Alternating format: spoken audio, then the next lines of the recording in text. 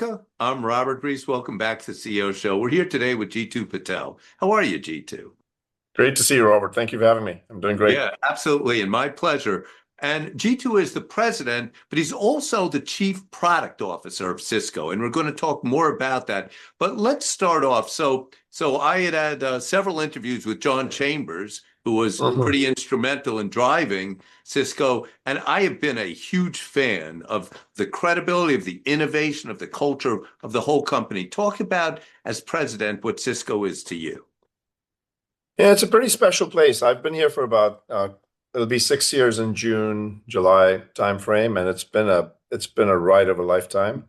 I was almost going to take a job, Robert, at a different company. I was going to start in 9 days, and then Chuck happened to call me, and then one thing led to the other, and before you knew it, I started in 9 days, but at a different company than what I thought I was going to start at. And it the beauty about Cisco is we are a company that operates at scale, but with heart. And it's hard to kind of find that like people really care about the community of employees. And on the other end, we are not shy to be extremely intense and go at a pursuit very hard. So I think that combination is pretty hard to find usually. This notion of not tolerating brilliant jerks has been a great rule for us, where we tend to not tolerate brilliant jerks, but just people that want to work collaboratively with each other. And I think the larger you get, the more I appreciate the fact that that collaboration really matters, because humans can solve amazing problems when they work together rather than working against each other. So with that, you're talking really about a very special culture. And it's no secret that Cisco has been in the top five of Fortune's best company to work for several years now. Yeah. What really is the secret to a great culture? I feel like culture is typically a set of norms that we use to define how we work with each other, and oftentimes people equate culture with, posters of, platitudes that they have on walls. And it's like, it's the lived experience that's far more important on the set of norms or how you work together when things get tense, when when the stakes are high, when there is, conflict that needs to be had because it's a necessary condition of business, when extreme candor has to be practiced because people need to always know where they stand. I think those kind of aspects really define the core dimensions of culture. And in my mind, I think where Cisco has done exceptionally well is we've been able to preserve certain things as we've scaled, but we've not been shy to have every person that comes in that actually morphs and modifies the culture just slightly, It, to add to it, rather than just being very fixed in the mindset of culture, saying this is the culture, you have to fit with it. I always tell people when we acquire a company, when we hire a person, I'm like, you don't have to fit into the culture. You have to make sure that you actually contribute to it and make it different than what it was before you came in. And then each one of the people that come in actually morph it just a little bit, and it keeps getting better and better and better over time. what a smart answer. It's not something I've heard frequently either. So in addition to being president of Cisco, you're also chief product officer. So that's an interesting balance. I speak with CEOs every single day, Fortune 500 CEOs, and everyone's talking about what AI is going to do, what it won't do. Um, how do you look at AI and technology and innovation? The way I think about this is this time is compressing, but every few years, we come across these moments in technology where there's a massive kind of market transition that occurs, and there's a platform shift, and the assumptions of how we operated change because you've actually got a whole new set of parameters that you have to factor into how you work and how things are going to evolve. My biggest learning has been if you try to fight those megatrends, you never end up winning. And so what you have to do is you have to identify a megatrend, differentiate it from a hype cycle because it's different from a hype cycle, and then How do you use the differentiate? mega. How do you do I'll that? I'll tell you that in a second. But you have to use that megatrend as a tailwind Mm. rather than a headwind. And so you have to basically, that megatrend has to be something that propels you forward rather than holds you back, which means that you might have to adjust certain properties and characteristics and dynamics of your own business to accommodate the megatrend and use it as a tailwind. So that's number one. How you tell the difference between a hype cycle and a megatrend is typically based on how easy it is to understand and extrapolate what that megatrend is going to be able to do for you in the future. So if you need a PhD sometimes to figure out exactly how this is going to manifest and what kind of use cases are going to come about, and if your brain starts hurting because it seems too complicated, 8 billion people are not going to actually go and flop to it. But if it's completely intuitive and it seems so obvious that your first question that you ask is, my goodness, this feels like magic. And why didn't we think about this before? Those trends tend to be very hard to stop. So when you think about the Chat GPT moment that happened in November of 22, it felt like magic. And very quickly, it went from magic to habit, where you compressed the amount of time within which you got used to just using this thing on a daily basis, and your life changed just a little bit by incorporating it in. And in a month or two, if someone said, I'm going to take it away from you, you would feel like your life materially degraded. Mm. And that happened for a very large population of the world, where every company in the world in December and January of 23 started thinking like they needed to have an AI strategy.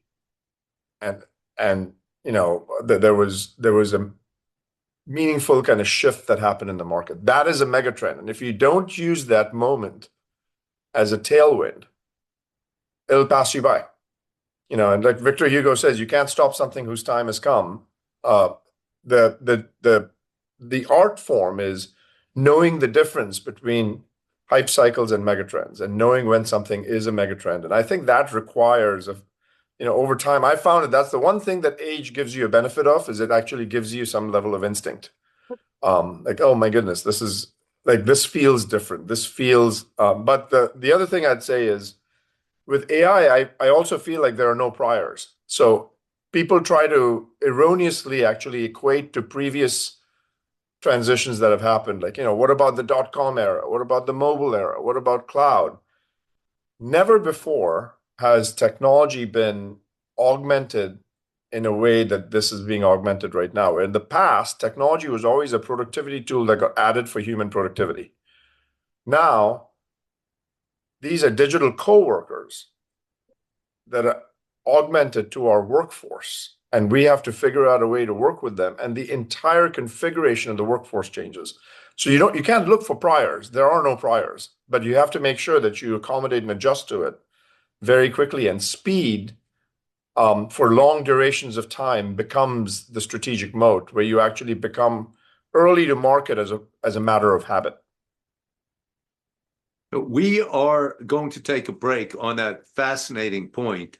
And what is the website for Cisco if someone wants to learn more about this? Easy. Cisco.com, CISCO. A lot of times people confuse it with the food company. This is CISCO. We're the infrastructure company, networking, security, observability, data. That's what we do. So Absolutely. We're going to take a commercial break. When we come back, we're going to ask Jeetu about a transformative moment. And this is critical because today's world is all about pivots. Back in a few. Stay tuned. Hi, this is Robert Reese back on the CEO Show, where we interview the CEOs who have reinvented the fabric of America, with Jeetu Patel, who is the President and Chief Product Officer of Cisco. So in today's world, when I'm speaking with CEOs every day, the number one word is pivot. And that's really like a transformative moment that you had in your life. What was one that was so impactful to you? Well, Robert, I have so many, but I'll give you one to start with. I mean, if I were to think about like how I measure my success, the biggest criteria that I look at is rate of growth. How much am I improving on a daily basis, weekly basis, monthly basis, quarterly basis, annual basis? It's really important to measure your rate of growth on a continuous basis. And when I was younger and I first came into this country, this is probably one of the most seminal things. I used to stutter, and I hadn't really, I didn't know much about technology at the time. I was just getting started in school, and I had a side job I was doing of data entry, and this guy who had employed me, who was absolutely happened to be my uncle, and I used to work for his company.